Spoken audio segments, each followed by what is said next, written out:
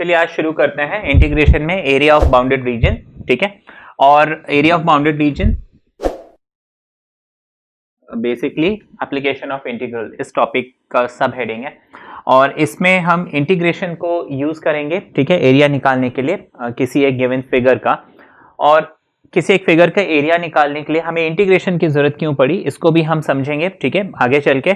कि हम जब हमारे पास स्टैंडर्ड फॉर्मूले हैं, मुझे मालूम है जो स्क्वायर है उसका एरिया क्या होता है, साइड का स्क्वायर। एरिया ऑफ रेक्टेंगल क्या होता है, length into breadth. Area of triangle क्या होता है, हाफ बेस इनटू हाइट, या फिर हेरॉन्स फॉर्मूला हम लगा सकते हैं, and so on. Circle pi r square. तो जब मेरे पास ये स्टैंडर्ड फॉर्मूले हैं तो फिर इंटीग्रेशन की मुझे जरूरत क्यों पड़ती है? तो इंटीग्रेशन की देखिए जरूरत पड़ती है कुछ ऐसे सिचुएशंस में जहां पे हम ट्रेडिशनल मेथड से, ठीक है ना, एरिया नहीं निकाल सकते हैं। जैसे अभी 10th में आपने ऐसे क्वेश्चंस किए होंगे, लेट्स से ये एक स्क्वायर है और आपको बोला इसके ऊपर एक सर्कल है तो इसका एरिया निकालो। तो आपने क्या किया कि हाँ भाई स्क्वायर का एरिया कितना है, सेमी सर्कल का एरिया कितना है, स्टैंडर्ड फॉर्मूलेज हमने अप्लाई किए और ऐड कर दिया, हमें एरिया मिल गया, ठीक है। इस टाइप के क्वेश्चंस हमने किए होंगे स्टैंडर्ड 10th में, ठीक है। जैसे यहाँ पे कुछ इस टाइप के काफी क्वेश्चंस मिलते हैं, यहाँ से ऐसे काट दिया, यहाँ से ऐसे काट दिया, इसका एरिया कितना होगा, एंड सो ऑन। तो देखिए यहाँ पे क्या है कि अच्छा ये एक सर्कल बन रहा है, ये एक सर्कल बन रहा है, ये स्क्वायर है, तो स्क्वायर में इनका एरिया ऐड करो, इनका एरिया माइनस करो, तो ऐसे कुछ करके हम निकाल लेते थे। नाउ मान लीजिए ये एक पैराबोला है। अब पैराबोला का एरिया निकालना है मुझे, ठीक है। और कैसे, इसमें आपको बोला है कि इसको एक लाइन काट रहा है ना। सपोज ये पैराबोला है y square equals to 4ax और ये लाइन है let's say ax plus by plus c is equal to 0। Suppose आपको बोला है ये पैराबोला की ये लाइन फलाने फलाने पॉइंट्स पे कट कर रहा है, ठीक है, कोई भी दो गिवन पॉइंट्स पे कट कर रहा है, तो इसके बीच का जो ये रीजन है इसका एरिया कितना होगा। या फिर मान लीजिए ये एक एलिप्स है और इस एलिप्स को एक लाइन ने ऐसे कट किया, ये वाला एरिया कितना होगा। तो ये एक सिचुएशन है जहां पे हम ये स्टैंडर्ड जो फॉर्मूलेज हमारे पास लेंथ इनटू ब्रेथ या फिर हाफ बेस हाइट, ये जो भी स्टैंडर्ड फॉर्मूलेज है ये फॉर्मूलेज हम नहीं लगा सकते हैं। तो उस सिचुएशन में हमें इंटीग्रेशन लगा के इनका आंसर जो है, ये एरियाज जो है बहुत इजीली निकाल सकते हैं, ठीक है। वो टेक्निक्स हम समझेंगे और आगे इसमें कितने टाइप के क्वेश्चंस बोर्ड में आज तक पूछे गए हैं मैं वो भी कवर करूंगा, ठीक है। और हर क्वेश्चन को सॉल्व करने का जो एक अलग मेथड में जो वेरिएशन आता है वो भी मैं आपको बताऊंगा, हर टाइप का क्वेश्चन कवर करूंगा। तो हम शुरुआत करते हैं एक बेसिक क्वेश्चन से, ठीक है। और इंटीग्रेशन में इंटीग्रेशन कैसे हम किसी फिगर का या क्यों हम इंटीग्रेशन यूज कर सकते हैं किसी फिगर का एरिया निकालने के लिए, इस कॉन्सेप्ट को हम आगे चल के समझेंगे। पहले एक बेसिक क्वेश्चन हम लेते हैं, ठीक है, और क्वेश्चन के साथ साथ मैं आपको सॉल्व करने का एल्गोरिथम भी बताते जाऊंगा। आपको बोले लेट्स से एक पैराबोला है y square equals to 16x and let's say एक लाइन है x इक्वल्स टू 4, ठीक है। आपको क्वेश्चन बोला है कि एक पैराबोला है y square equals to 16x and line है x इक्वल्स टू 4, इन दोनों के बीच में जो एरिया बाउंडेड है वो एरिया आपको निकालना है, ठीक है। Find the area bounded between parabola y square equals to 16x and line x equals to 4, ठीक। So this is the question, ठीक है ना। मैंने पूरा क्वेश्चन नहीं लिखा, सिर्फ इक्वेशंस लिखी और क्वेश्चन आपको बता दिया।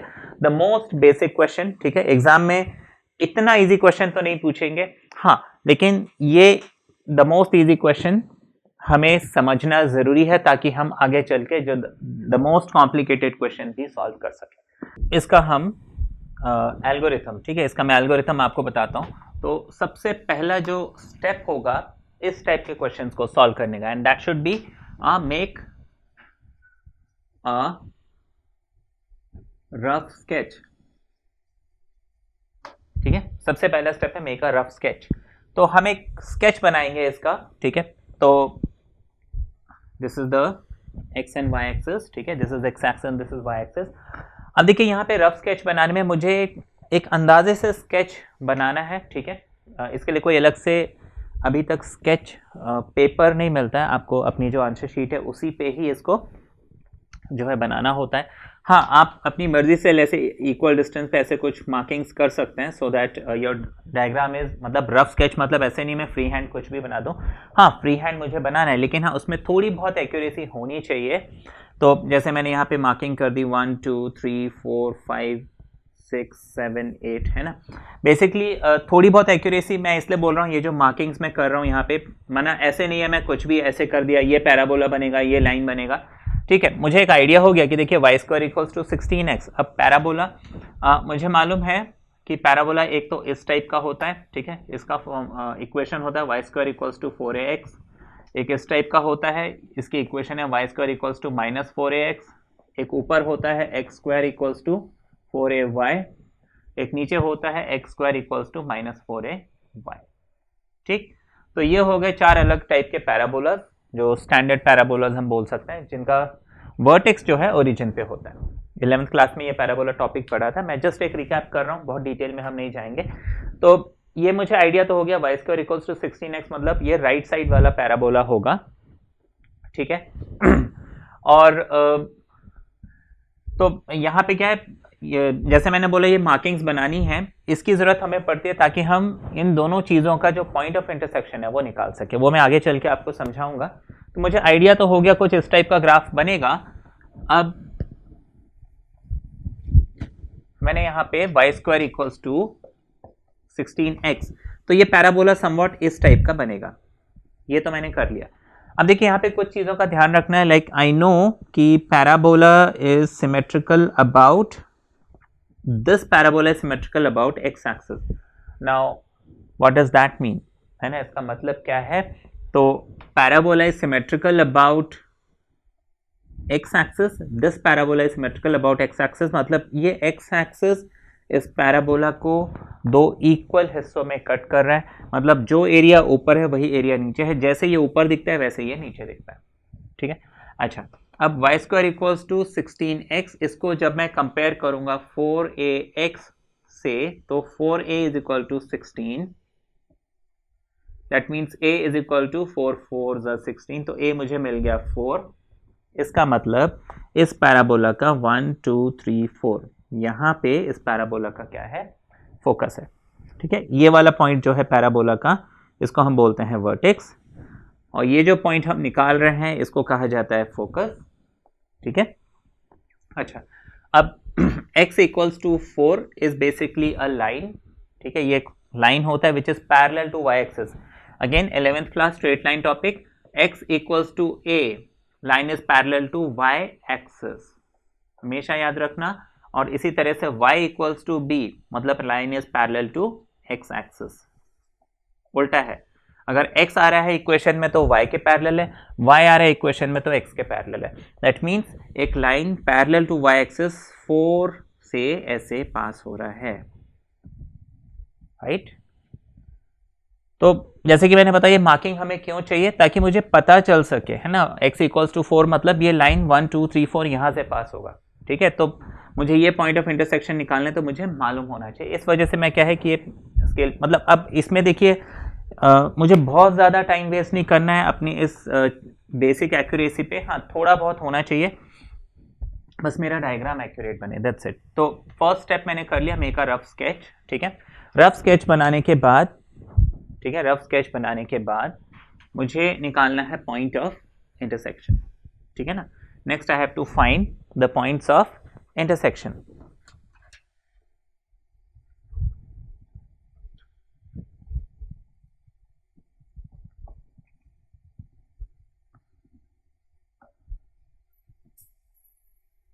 तो मैंने अब क्या करना है, पॉइंट ऑफ इंटरसेक्शन निकालना है। पॉइंट ऑफ इंटरसेक्शन निकालने के लिए देखिए सिंपल सी चीज़ मुझे क्या करनी है, मुझे दो इक्वेशंस दी होती हैं, तो सबसे बेसिक तो यही है कि जो दो इक्वेशन है उनको मैं आपस में सॉल्व कर लूँ, ठीक है। ऐसे तो मुझे देखिए यहाँ पे मैंने क्योंकि स्केच बनाया है ना, and it is somewhat accurate. तो अब देखिए यहाँ पे मैंने ये जो मार्किंग की है, कोई मैंने स्केल लेके एग्जैक्ट एक सेंटीमीटर पे मार्क नहीं किया, लेकिन हाँ मैंने अंदाजे से, हाँ भाई ये इक्विडिस्टेंट है तो 1 2 3 4 ऐसे कर लिया। तो आपको ऐसे अंदाजे से ही करना है ना, बट हाँ काउंट करके 1 2 3 4, ऐसे नहीं कि x इक्वल्स टू 4 है तो मैं रैंडमली कहीं पे भी लाइन खींच दूँ, मुझे 4th पॉइंट पे लाइन खींचना है, ठीक है।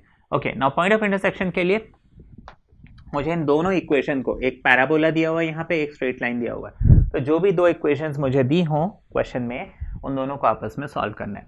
सॉल्व करना है माना मैं यहाँ पे क्या करूँगा, x इक्वल्स टू 4 सीधे सीधे इस इक्वेशन में पुट कर दूंगा। तो y square equals to 16x मुझे दिया हुआ था, मैं x इज इक्वल टू 4 जब पुट करूंगा तो ये हो जाएगा y square equals to 16 into 4, तो y is equal to under root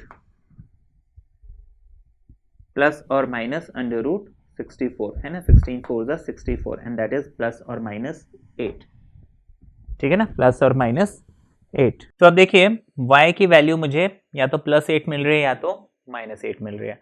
अब x की वैल्यू यहाँ पे क्या होगी, देखिए x की वैल्यू ऑलरेडी मेरे पास क्या है 4 है, ठीक है ना, क्योंकि मैंने यहाँ पे x की वैल्यू 4 पुट की तब मुझे y की दो वैल्यूज मिली। Therefore the two point of intersection, एक तो ये हो गया and that should be 4 in x and 8 in y।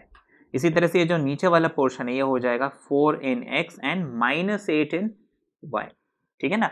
y की दो वैल्यूज मिली थी प्लस 8 एंड माइनस 8, तो प्लस 8 जो है ऊपर वाले एक्सेस में और माइनस 8 जो है y के नेगेटिव साइड में। तो ये हमने पॉइंट ऑफ इंटरसेक्शन दोनों के बीच में निकाल लिया। अब so step 2 point of intersection ये हमने निकाल लिया, अब आगे क्या करना है, ठीक है। तो ये steps common to all the questions रहेंगे। हाँ, उसमें अगर कुछ वेरिएशन होना होगा मैं आपको क्वेश्चन में अकॉर्डिंगली समझाऊंगा। नाउ अब देखिए नेक्स्ट काम जो मुझे करना होता है कि मुझे क्वेश्चन में देखना होता है वेदर द फिगर जिसका मुझे एरिया निकालना है is it symmetrical to some axis. तो यस, जो ये फिगर है ये एक्स एक्सिस के सिमेट्रिकल है, ठीक है। अब इससे ये सिमेट्री हम क्यों देखते हैं, तो देखिए आपको ऐसे भी क्वेश्चन मिलेंगे जहां पे the figure will be symmetrical, आपको ऐसे भी क्वेश्चन मिलेंगे जहां पे figure will not be symmetrical. तो व्हेन इट इज सिमेट्रिकल मैं क्या करूंगा, मैं सिर्फ ये जो अपर हाफ है, जो पॉजिटिव हाफ है, इतना एरिया ही कैलकुलेट करूंगा यूजिंग मेथड्स ऑफ इंटीग्रेशन। माना मुझे सिर्फ ये ऊपर वाले पोर्शन का ही एरिया निकालना है और उसको सिर्फ डबल करना है, मेरा टोटल आंसर आ जाएगा, ठीक है, इफ इट इज सिमेट्रिकल। अगर सिमेट्रिकल नहीं है तो फिर मुझे कुछ और मतलब थोड़ा सा वेरिएशन आएगा, वो फिर हम आगे चल के क्वेश्चन में समझेंगे। तो दो स्टेप हमने समझ लिए, एक तो है मेक अ रफ स्केच, दूसरा है points of intersection. Points of intersection बनाने के बाद नेक्स्ट मुझे करना है कि ड्रॉ अ रेक्टेंगुलर स्ट्रिप, ठीक है। तो यहाँ पे एक हम थर्ड पोर्शन कह सकते हैं पॉइंट ऑफ इंटरसेक्शन के बाद, check symmetry and next step is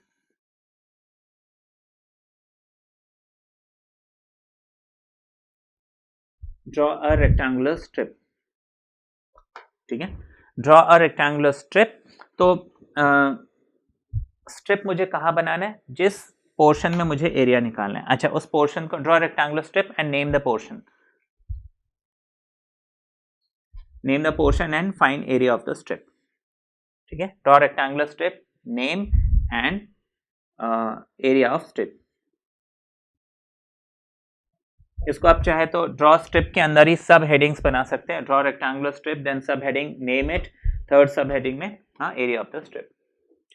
तो मैं क्या करूंगा, ये वाला पोर्शन है, ठीक है, इतने का एरिया निकाल के मैं डबल कर सकता हूं, तब मुझे सिर्फ इतने पोर्शन को देखना है। तो यहां पे मैं सबसे पहले एक रेक्टेंगुलर स्ट्रिप बनाता हूं, लेट्स से ये मैंने एक रेक्टेंगुलर स्ट्रिप बनाया, ठीक है ना, ऐसे मैंने एक रेक्टेंगुलर स्ट्रिप बना दिया। और ये जो रेक्टेंगुलर स्ट्रिप है मुझे रैंडमली किसी एक पॉइंट पे बनाना है, ठीक है, एंड लेट्स से ये पॉइंट है P x, y, ठीक। अच्छा, मुझे इसको नेम करना था तो इसको मैंने O लिख लिया, let's say this is S, ठीक है, एंड लेट्स से दिस इज A। तो एरिया ऑफ OSAO, ठीक है, मुझे निकालना है क्या यहाँ पे, एरिया ऑफ OSAO, ये एरिया मुझे निकालना है, ठीक है। और let's say this is A and this portion is A dash. तो वैसे तो मुझे एरिया निकालना है OA डैश SAO, ठीक है ना, OA dash SAO, OA dash SAO, ये टोटल एरिया निकालना है and this will be equal to twice area of OSAO, ठीक है ना, बिकॉज रीजन लिख दूंगा, the figure is symmetrical about x axis, इतना लिख दिया। अब ये रेक्टेंगुलर स्ट्रिप बना दिया, तो लेट अस ड्रॉ। पहले तो मैंने क्या किया, एरिया डिफाइन कर दिया, एरिया ऑफ मुझे इसका निकालना है is equal to twice this area. मैंने यहाँ पे एक स्ट्रिप ड्रॉ किया है, तो उसके लिए मैं स्टेटमेंट लिखूंगा let us draw a rectangular strip. ठीक है, rectangular strip through p x comma Y. ठीक है, पी एक्स कॉमा वाई है ना, पी इज एनी पॉइंट, और वहां पी एक्स कॉमा वाई से मैंने क्या किया, एक स्ट्रिप ड्रॉ किया है। ठीक है, आगे इसमें और भी लिखना है, मैं आपको आगे बता रहा हूं।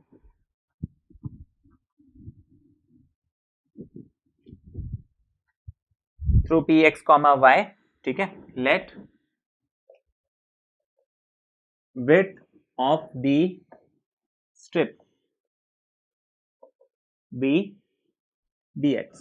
ठीक है, इस स्ट्रिप का जो ये width है इसको मैंने एज्यूम किया dx।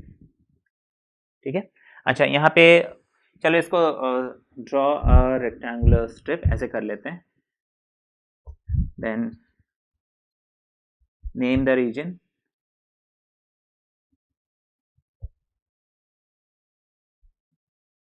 name the region and find area of the strip।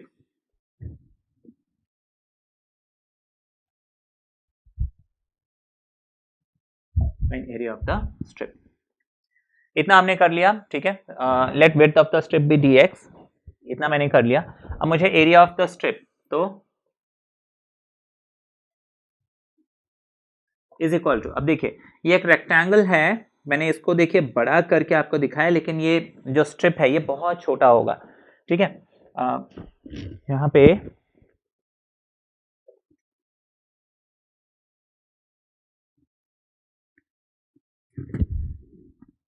तो area of the strip is equal to, देखिए इसकी हाइट है, देखिए पी एक्स कॉमा वाई है ना, point is p x comma y, तो इसकी हाइट हो जाएगी वाई। ठीक है, तो y into width of the strip is dx, या फिर इसको डेल्टा एक्स, कई बार डेल्टा एक्स लिखते हैं, जिसको अप्रोक्सीमेटली dx के इक्वल लिख लेता है। तो area of the strip is y dx। ठीक है, y dx या y डेल्टा एक्स हम ऐसे लिखेंगे। Now area of the strip आ गया। इसके बाद मुझे क्या करना है, एरिया ऑफ द स्ट्रिप निकालने के बाद my next step will be integrate within proper limits। ठीक है, नेक्स्ट स्टेप एल्गोरिथम में होगा integrate within proper limits।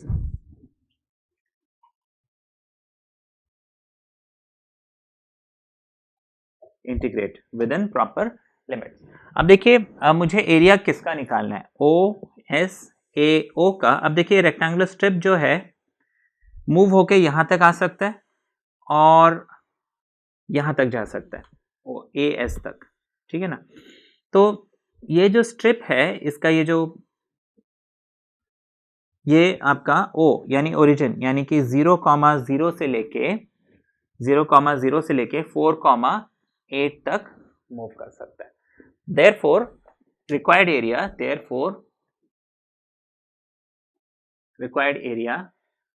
of OSAO is equal to integral y dx। ठीक है, ये जो रेक्टेंगल है ये ओरिजिन से लेके यहां तक बस मूव कर सकता है, क्योंकि ये जो स्ट्रेट लाइन है parallel to x axis, sorry y axis है ना, x इक्वल्स टू 4, और ये जो y एक्सिस है, ठीक है, ये दो लाइंस के बीच में ये स्ट्रिप जो है बाउंडेड है।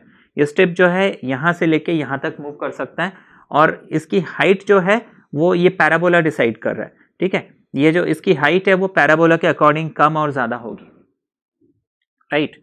तो यहाँ पे y dx, अब y की वैल्यू क्या है वो मैं कैसे डिसाइड करूँगा। तो देखिए ये जो y है ये किसके ऊपर पड़ रहा है, पैराबोला पे। अच्छा, पैराबोला की इक्वेशन क्या है, y square is equal to 16x, ये हमें क्वेश्चन में दिया हुआ था। ठीक है, y square equals to 16x मतलब y is equal to under root 16x आ जाएगा। यहाँ पे हम प्लस और माइनस नहीं लगाएंगे, ignoring minus sign, y is equal to under root x.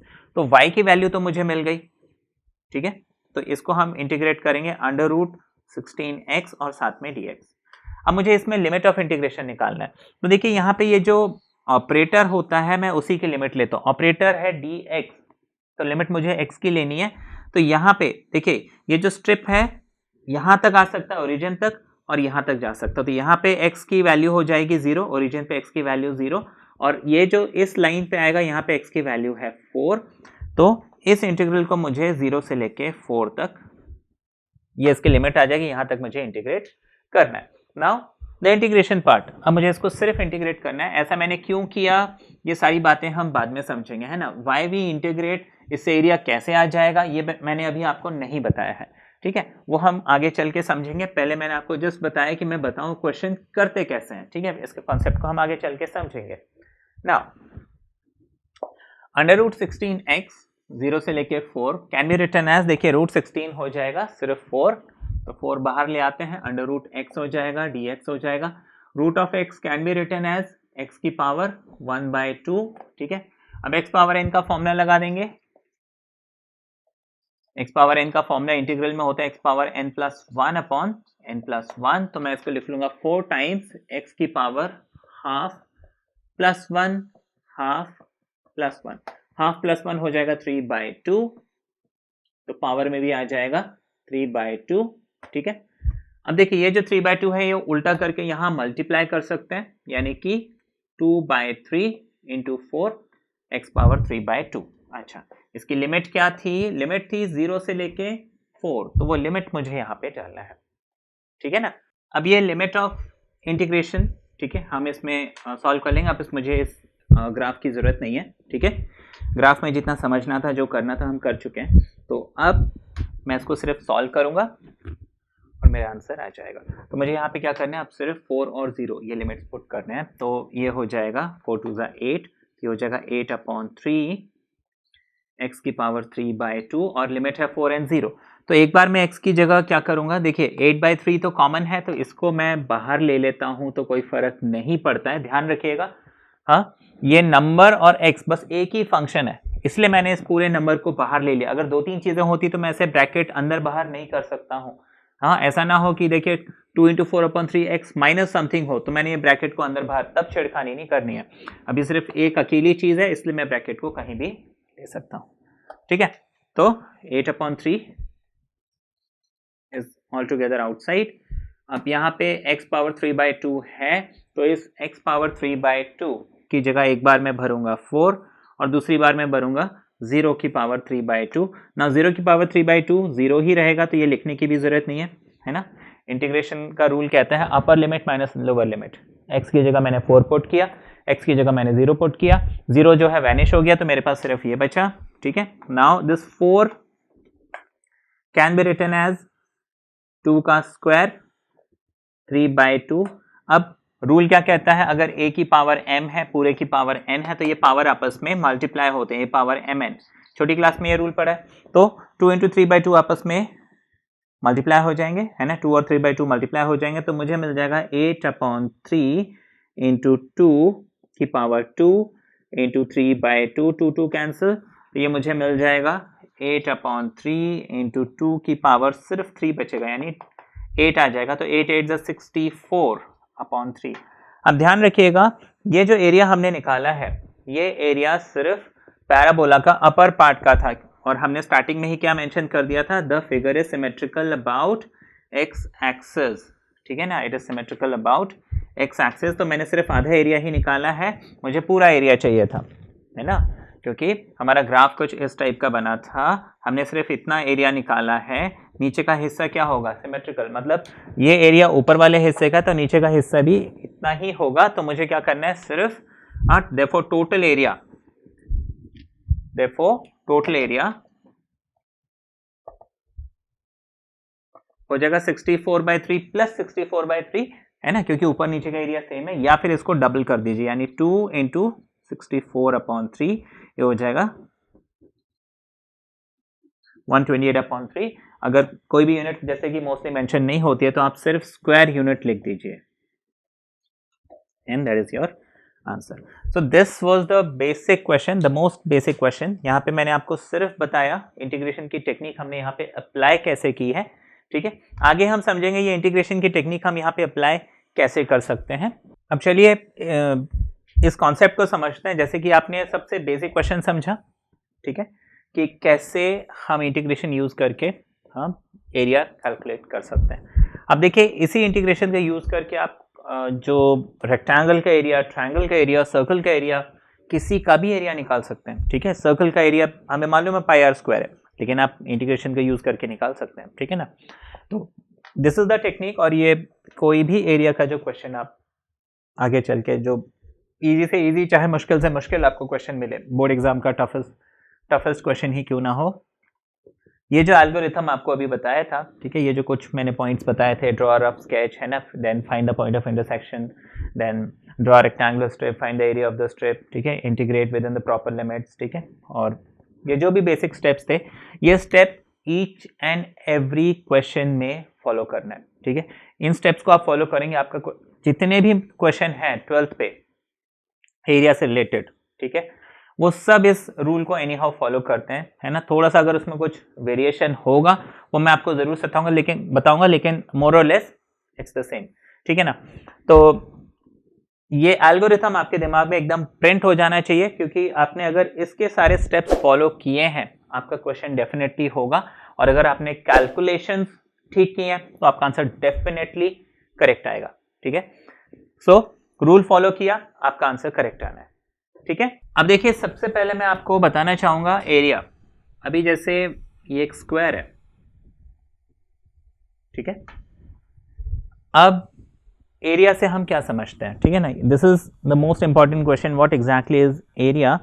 क्योंकि देखिए अब यहां पे लेट्स से मैंने एक ये लाइन ऐसे ड्रॉ की है, ठीक है, now my diagram is not, मतलब मेरी ड्राइंग बहुत अच्छी नहीं है, बट हाँ जस्ट आपको समझाने के लिए, let's say this is 1 2 3 and let's से दिस इज 4, इसको हटा देता है, फाइन। तो ये एक स्क्वायर हो गया। अब आपको पूछा गया ये स्क्वायर का एरिया कितना है, एंड लेट्स से ये 1 इंच बाय 1 इंच है, ठीक है ना, 1 इंच बाय 1 इंच, तो 1 इंच बाय 1 इंच 1 2 3 4 5 6 7 8, ये टोटल हो गए 16। ठीक है, तो मैंने क्या किया, मुझे ये एक स्क्वायर दिया था जिसमें मैंने 16 1 इंच बाय 1 इंच के छोटे छोटे स्क्वायर पीसेस कट किए हैं। ठीक है, तो इसका एरिया मैं बोलूंगा 16 स्क्वायर इंचेस, इसको हम 16 इंच स्क्वायर ऐसे भी लिखते हैं, ऐसे भी लिखते हैं। ठीक है, तो बेसिकली जब भी हम एरिया की बात करते हैं उसमें हमेशा स्क्वायर यूनिट्स आता है, ठीक है ना, स्क्वायर सेंटीमीटर या स्क्वायर मीटर, स्क्वायर किलोमीटर। माना अब अगर मैं बोल रहा हूँ 20 सेंटीमीटर स्क्वायर, मतलब मुझे वो जो भी पर्टिकुलर फिगर दिया है, मान लीजिए मैं बोलता हूँ एक ट्रायंगल है और इसका एरिया है 20 सेंटीमीटर स्क्वायर, मतलब मैं इस ट्रायंगल से 20 स्क्वायर्स, ठीक है, एक एक सेंटीमीटर साइड के, माना 20 स्क्वायर मैं कट कर सकता हूं, जिसका लेंथ और ब्रेथ है ना, स्क्वायर मतलब उसमें लेंथ और ब्रेथ सब सेम होता है, तो 1 सेंटीमीटर बाय 1 सेंटीमीटर के मैं 20 स्क्वायर्स कट कर सकता हूं।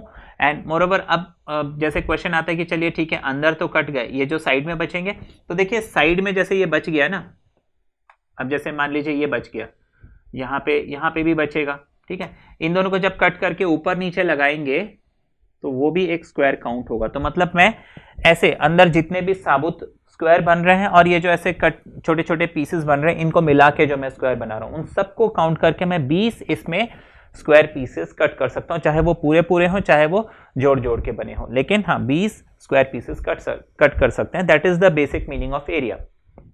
ठीक है, तो एरिया मतलब मैं यहाँ पे कितने स्क्वायर पीसेस कट कर सकता हूँ या यहाँ पे मैं कितने स्क्वायर पीसेस कट कर सकता हूँ, ये जो है बेसिक कॉन्सेप्ट है एरिया का।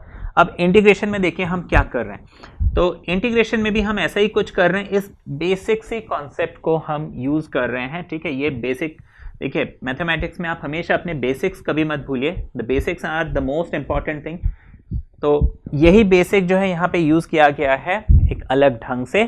अब देखिए suppose these are the x and y axis and let's say this is any curve, ये कोई भी कर्व है y equals to fx, ठीक है, ये कोई भी एक कर्व है y equals to fx, let's say ये एक लाइन है x equals to a, let's say ये एक लाइन है x equals to b।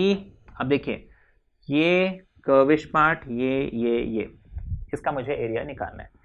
तो देखिए इंटीग्रेशन जो है ना, ऐसे कुछ ऊट पटांग मान लीजिए ऐसे कुछ फिगर है ना, अजीब सा फिगर है, ऐसे चीजों के एरिया निकालने के काम आता है जो हम नॉर्मली नहीं निकाल सकते, वो हम इंटीग्रेशन से निकाल लेते हैं। अब देखिए यहाँ भी एरिया निकालना है तो मैं क्या करूंगा, है ना, 1 सेंटीमीटर के कितने स्क्वायर पीसेस कट कर सकते हैं निकालूंगा, जो छोटे छोटे पीसेस बच रहे हैं उनको भी आपस में जोड़ जोड़ के मैं 1 सेंटीमीटर स्क्वायर के कितने पीसेस बन सकते हैं वो मैं काउंट करूंगा। That should be my final answer. अब होता क्या है कि देखिए इसमें कौन इतनी मेहनत करे, एक एक एक एक पीस काटे, तो हमारे पास इंटीग्रेशन का एक बेटर मेथड है जैसे जिसमें हम क्या कर सकते हैं कि इजीली निकाल सकते हैं। जैसे कि अभी मैंने आपको एक स्क्वायर ऐसे ड्रॉ करके दिया था। अब इसमें आपको अगर पूछे जाए कि कितने स्क्वायर्स है, तो एक तरीका है मैं काउंट करूं 1 2 3 4 5 6 7 8 9 10 11 12 13 14 15 16। एक तरीका तो ये हो गया, मैं मैनुअली एक एक को काउंट करूं। दूसरा तरीका है 4 यहाँ पे 4 यहाँ पे, 4 4 16, है ना, हमने सीधे सीधे इसका एरिया निकाल लिया 4 4 16 बाय यूजिंग द फॉर्मूला। तो इंटीग्रेशन भी ऐसे ही कुछ ट्रिक स्मार्ट वर्क वाला काम है जिसमें हम क्या कर सकते हैं, बहुत इजीली एरिया निकाल सकते हैं। अब देखिए हम यहाँ पे करते क्या है कि जैसे कि हमने एक स्ट्रिप बनाया था, तो हमने यहाँ पे एक रेक्टेंगुलर स्ट्रिप बनाना है, ठीक है। ये जो स्ट्रिप है मैं बहुत चौड़ा बना रहा हूं ताकि आपको दिखाई दे, लेकिन एक्चुअली में ये जो रेक्टेंगुलर स्ट्रिप है, ठीक है, इसके विड्थ हम लेते हैं डेल्टा एक्स, जिसको हम लास्ट में बोलते हैं approximately equal to D X. Now अब this is any point P x comma Y, ठीक है, और इस रेक्टेंगल की हाइट है y, तो ऑब्वियसली इस रेक्टेंगल का एरिया कितना हो जाएगा y dx या y डेल्टा x, ठीक। अब देखिए ये कर्व है, ठीक है, ये कर्व है, अभी आपको ये क्लियरली दिख रहा है कर्व है, लेकिन मैं इसको यहां से और यहां से कट कर देता हूं, अभी भी आपको कर्व दिख रहा है, मैं इसको अब यहां से कट करता हूं। अब ये थोड़ा सा पास में आके देखोगे तो कर्व लगेगा, थोड़ा दूर से हो सकता है स्ट्रेट लाइन लगे। मैं इसको अब और थोड़ा सा कट कर देता हूं, अब लगेगा कि ये स्ट्रेट लाइन है जबकि था ये कर्व का हिस्सा। और थोड़ा सा कट कर देता हूं, अब ये और ज्यादा स्ट्रेट लाइन लग रहा है। अब मैं इसको और थोड़ा सा कट कर देता हूं, ठीक है। तो ऐसे जब मैं कट करते जाऊंगा फाइनली अब देखिए अब लग रहा है कि ये स्ट्रेट लाइन है जबकि था क्या, ये कर्व का हिस्सा, ठीक है ना। तो हम यहाँ पे क्या कर रहे हैं, ये जो विड्थ डेल्टा एक्स है ना, इस डेल्टा एक्स को हम छोटा करते जा रहे हैं, माना मैं अब इसकी चौड़ाई कम कर देता हूं। हाइट तो वही रहेगी y, क्योंकि हम किसी एक पॉइंट पे जो रेक्टेंगल है उसको सिकोड़ रहे हैं। तो क्या हो रहा है कि ये जो डेल्टा एक्स है ये कम होते जा रहा है, ठीक है, कम होते जा रहा है। तो जैसे जैसे मैं इसे कम करते जाऊंगा ये जो ऊपर का कर्विश पार्ट है ये एक स्ट्रेट लाइन बन जाएगा। इन दैट केस इस रेक्टेंगल का एरिया y डेल्टा x या फिर y dx हो जाएगा, ठीक। इतना तो समझ में आ गया, है ना। तो हमने इस area of rectangle y delta x y dx क्यों लिया, क्योंकि ये कर्व वाला पार्ट जो है, जब मैं ये डेल्टा x बहुत छोटा लेता हूँ, ये एक कर्व है, लेकिन अगर मैं इसमें इतना पोर्शन लेता हूँ तो ये मैं इसको एक स्ट्रेट लाइन की तरह ट्रीट कर सकता हूं, ठीक है। तो ये क्योंकि एक स्ट्रेट लाइन की तरह ट्रीट किया जा सकता है तो ये बेसिकली क्या बन गया, एक रेक्टेंगल, ठीक है, और रेक्टेंगल का एरिया होता है लेंथ इनटू ब्रेथ। तो यहां पे मैंने क्या किया, सपोज ये था p, let's say x1 y1, ठीक है। तो p x1 y1 पे मैंने एक पतली से रेक्टेंगुलर स्ट्रिप बनाई, तो उसका एरिया क्या हो गया y1 डेल्टा x या y1 dx, ठीक है। विड्थ मैंने क्या किया, dx ले लिया, ठीक है, डेल्टा एक्स को मैंने dx लिख लिया, delta x is equal to dx। dx मतलब बहुत ही स्मॉल क्वांटिटी, ठीक है। यहाँ पे डेल्टा एक्स होता है डिफरेंस, ठीक है, dx होता है very small quantity. Very small quantity मतलब इतनी छोटी कि नेग्लिजिबल, ठीक है, जैसे मैंने छोटा कर दिया। अब इतने बड़े लाइन के लिए ये बहुत छोटा हिस्सा है, इसको मैं और छोटा करते जाऊं इतना छोटा कि नेग्लिजिबल, मतलब उसका होना, जैसे मान लीजिए 0.00000, मैं 10 टाइम्स 0 करके फिर 1 लिखता हूं, तो ये क्या हो गया, एक नेग्लिजिबल क्वांटिटी हो गई। तो dx क्या ऐसी एक नेग्लिजिबल क्वांटिटी है, तो उसको मैं मोर और लेस एक स्ट्रेट लाइन लिख सकता हूं, therefore this is a rectangle. तो इस रेक्टेंगल का एरिया हो गया y1 dx।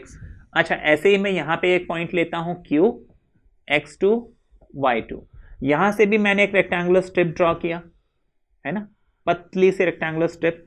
इसकी भी विड्थ मैंने dx रखी, लेकिन हाइट क्या है y2, तो इस स्ट्रिप का एरिया क्या हो जाएगा y2 dx। एक और स्ट्रिप यहां पे ड्रॉ किया, let's say this is point P x3 y3 या R x3 y3, तो इसका एरिया क्या हो जाएगा y3 dx। ठीक है, ऐसे यहां पे ड्रॉ करूंगा y4 dx, y5 dx, y6 dx, ऐसे मैं इसके अंदर जैसे इनफाइनाइट रेक्टेंगल्स ड्रॉ कर लेता हूं।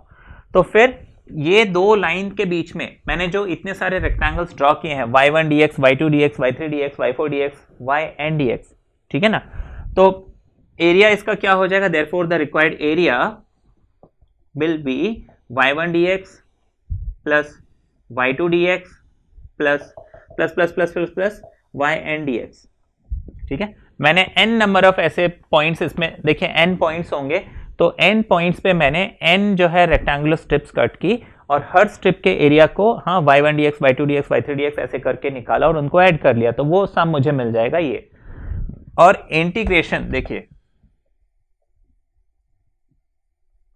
इंटीग्रेशन का मतलब ही होता है टू ऐड। तो इंटीग्रेशन में हम क्या करते हैं कि ये जो y1 dx, y2 dx, y3 dx है ना, इनको हम ऐड करते हैं, बस इसमें हम इंटीग्रेशन के रूल को लगाते हैं ऐड करने के लिए। Therefore area is equal to y1 dx plus y2 dx plus plus plus plus yn dx, जिसको हम हाँ लिख सकते हैं इंटीग्रेट y dx। ठीक है, इंटीग्रेट y dx। अब देखिए मैंने y1 dx, y2 dx, yn dx के बजाय सिंपली y dx, ये सपोज p या फिर मान लीजिए कोई और नाम ले लेते हैं r x, y, तो y dx। अब मुझे यहाँ पे देखना ये जो y है कहाँ से कहाँ तक मूव हो सकता है, ये पॉइंट से लेके ये पॉइंट तक है ना, a से लेके b तक, क्योंकि मैंने पहले ही बोल दिया x is equal to a एक लाइन है, x is equal to b एक लाइन है, तो इन दोनों के बीच में ही आपका y जो है मूव कर सकता है। तो area will be y dx with in limits a and b। तो एरिया क्या हो जाएगा y dx with in limits a and b, क्योंकि इंटीग्रेशन कहता है कि ये जो n नंबर ऑफ एरियाज है हाँ ये क्या है समेशन, और इंटीग्रेशन से भी हम उसी समेशन को निकालते हैं, बस मुझे लिमिट बतानी पड़ती है कहाँ से कहाँ तक उसे ऐड करना है। ठीक है, तो this is the basic concept. ठीक है, अच्छा इस कॉन्सेप्ट अगर मान लीजिए थोड़ा बहुत नहीं भी समझ में आ रहा है, नॉट अ प्रॉब्लम, जस्ट ये आपके उस क्वेश्चन का आंसर है कि इंटीग्रेशन से हम कैसे एरिया निकाल रहे हैं, why is this method valid, तो वो वैलिडिटी के लिए आपको ये कॉन्सेप्ट समझाया है। एग्जाम में ये थियोरेटिकल चीज नहीं पूछी गई आज तक, मतलब एटलीस्ट अभी तक मैंने ये क्वेश्चन नहीं देखा कि ये थियोरेटिकल पार्ट पूछा गया, but for your knowledge, because आपके दिमाग में फिर वो डाउट नहीं रहना चाहिए कि हम इसको कैसे यूज कर रहे हैं। ठीक है, so this covers what exactly are we doing. ठीक है, हम यहाँ पे एरिया निकाल रहे हैं, तो और वो एरिया निकालने का जो मेथड है वो क्यों वैलिड है वो हमने समझा।